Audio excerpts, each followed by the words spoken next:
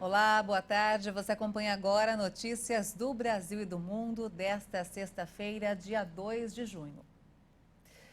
Com duração de 4 meses e gasto estimado em 500 milhões de reais, o governo Lula deu aval para o pacote de estímulo à venda de carros populares com redução de impostos. O governo avalia incluir incentivo a caminhões nesse mesmo pacote.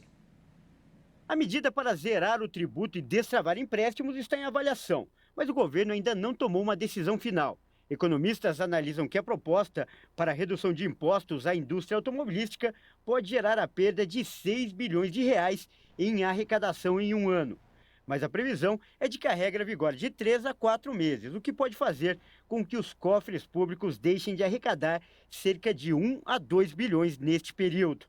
Dias atrás, o vice-presidente da República e ministro do Desenvolvimento, Indústria, Comércio e Serviços, Geraldo Alckmin, anunciou que carros de até R$ 120 mil comercializados no Brasil podem ter descontos em impostos.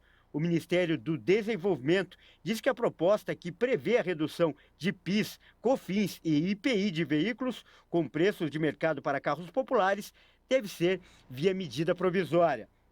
Os estudos internos do governo sobre o programa para incentivar o setor automotivo contam também com uma discussão sobre um possível corte do imposto sobre operações financeiras, o IOF.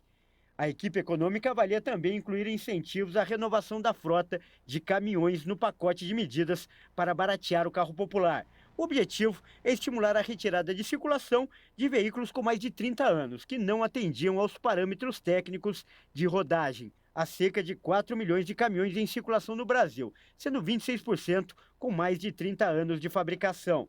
O ministro da Fazenda, Fernando Haddad, afirmou que o presidente Luiz Inácio Lula da Silva validou a fonte de financiamento proposta. Haddad disse que a questão deve ser resolvida no mais tardar até segunda-feira. Segundo o ministro, a equipe econômica redesenhou o programa e submeteu ao presidente Lula no mesmo dia. Agora ele tramita no Ministério do Desenvolvimento, Indústria, Comércio e Serviços e também no Ministério da Fazenda, para em seguida chegar à Casa Civil. E as vendas de veículos novos caíram em maio, com os consumidores aguardando aí o corte de impostos federais prometido pelo governo para realizar as compras. O balanço divulgado pela Fenabrave, a Associação das Concessionárias de Automóveis, revela queda de 5,6% nas vendas de veículos novos em maio. Isso na comparação com o mesmo mês de 2022. No total, pouco mais de 176 mil veículos foram comercializados no mês passado, entre carros de passeio, utilitários leves, caminhões e ônibus. Junto à divulgação do balanço, a Fenabrave aproveitou para pedir que o governo acelere o lançamento do programa, que prevê descontos de 1,5% a 10,96% nos preços de carros que custam até R$ 120 mil. Segundo a entidade, concessionários teriam informado paralisação nas vendas porque o consumidor estaria aguardando o desconto entrar em vigor para só então efetuar a compra. Na comparação com o último mês de abril, foi registrada alta de quase 10% nas vendas de veículos novos em maio. Mas isso, de acordo com a Fenabrave, se deve aos 4 dias úteis a mais que o mês passado teve. Ainda assim, o crescimento das vendas desde o início do ano, que estava em quase 14,5% até abril, caiu para 9%, com 808 mil veículos licenciados entre janeiro e maio. Todos os funcionários do Aeroporto Internacional de Guarulhos, na Grande São Paulo, estão proibidos de usar celulares nas áreas de segurança e carga do aeroporto. A decisão pretende evitar o tráfico de drogas. A medida foi definida pela Receita Federal e publicada no Diário Oficial da União. A decisão foi tomada em março, após o caso das brasileiras Kátia Bahia e Giane Pauline, que ficaram presas injustamente por tráfico de drogas na Alemanha, depois de terem as malas trocadas no aeroporto de Guarulhos por funcionários terceirizados. Após quase 40 dias, elas tiveram a inocência reconhecida pelo governo alemão e conseguiram voltar para o Brasil. Segundo a determinação, o uso de aparelhos telefônicos e outros equipamentos de captura de imagens poderá ser autorizado apenas nos espaços sinalizados pela Receita Federal. Nas áreas proibidas, como no terminal de cargas, a captação de imagens poderá ser autorizada pelo órgão se acompanhada por um funcionário da concessionária responsável pela administração do aeroporto. Até 15 de agosto, poderão acessar as áreas restritas de segurança dos terminais de passageiros e pátios os funcionários portando celulares particulares quando necessários à operação. A Polícia Federal realizou em maio uma operação contra a quadrilha que retirava a etiqueta das malas de passageiros inocentes e colava o papel em outras bagagens com drogas, que posteriormente eram enviadas ao exterior. O Tribunal de Justiça de São Paulo aceitou uma nova denúncia contra o empresário Tiago Brenan e decretou uma nova prisão preventiva.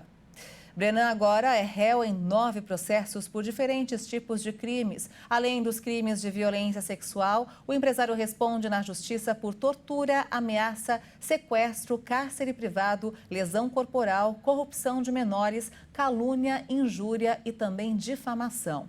Os crimes começaram a ser revelados no ano passado, depois que um vídeo mostrou o empresário agredindo a atriz Helena Gomes em uma academia em São Paulo.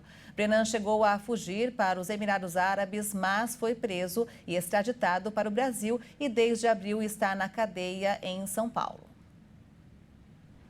Os preços mundiais dos alimentos registraram queda de 1,6% em maio, após a redução do custo dos cereais e dos óleos vegetais. O anúncio foi feito pela Organização das Nações Unidas para a Alimentação e a Agricultura. A queda em maio ocorre por causa da considerável redução do custo dos cereais e dos óleos vegetais. O índice de preços dos cereais retraiu 4,8% em um mês, consequência da queda de quase 10% do custo do milho, devido às perspectivas favoráveis de produção e à demanda menor das importações. Os preços do trigo, cujas reservas são abundantes, caíram 3,5% pela renovação do acordo que permite estabelecer corredores marítimos seguros no Mar Negro para transportar cereais ucranianos. Os preços dos óleos vegetais registraram queda ainda mais expressiva, de 8,7% em ritmo anual, o que significa um custo menor do que em maio de 2022. A safra excepcional de soja no Brasil, a grande oferta de canola e girassol e o aumento da produção de óleo de palma de difícil exportação também provocaram um forte impacto sobre os preços. O índice de preços do açúcar da FAO, no entanto, aumentou 5,5% em maio e registrou o quarto avanço mensal consecutivo. De acordo com a FAO, a disponibilidade mundial de açúcar enfrenta problemas ao mesmo tempo que existe uma preocupação com o impacto do fenômeno meteorológico El Niño nas colheitas da próxima temporada. A Rússia acusou os Estados Unidos de hackearem milhares de telefones da Apple em um plano de espionagem. De acordo com o divulgado, o país teria utilizado um software de vigilância e comprometido milhares de iPhones, inclusive de assinantes domésticos russos e de diplomatas estrangeiros na Rússia e em países da antiga União Soviética. A Apple negou a acusação e afirmou que nunca trabalhou com qualquer governo para inserir um acesso clandestino em qualquer produto e nunca fará isso.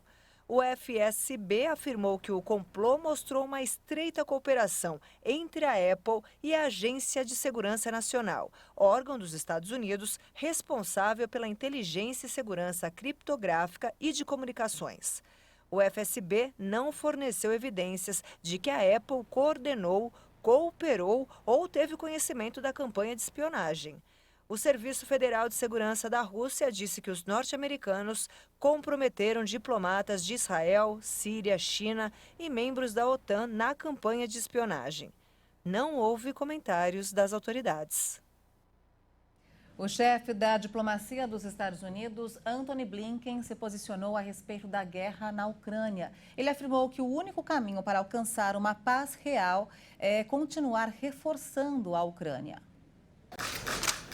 O secretário de Estado americano Antony Blinken realizou nesta sexta-feira um discurso em Helsinki, na Finlândia, novo membro da Organização do Tratado do Atlântico Norte. Ele aproveitou a ocasião para falar sobre a guerra na Ucrânia promovida pelo governo do presidente russo Vladimir Putin. Hoje, quero destacar que a guerra de agressão de Putin contra a Ucrânia foi um fracasso estratégico, diminuindo muito o poder de Moscou, seus interesses e sua influência nos próximos anos. Para Blinken, o único caminho para a paz é reforçar o poder de fogo da Ucrânia. Por não termos ilusões sobre as aspirações de Putin, acreditamos que o pré-requisito para uma diplomacia significativa e uma paz real é uma Ucrânia mais forte, capaz de se defender contra qualquer agressão futura. O secretário de Estado americano afirmou ainda no pronunciamento na capital finlandesa que o apoio à Ucrânia não enfraqueceu o poder americano contra ameaças potenciais da China ou de qualquer outra parte.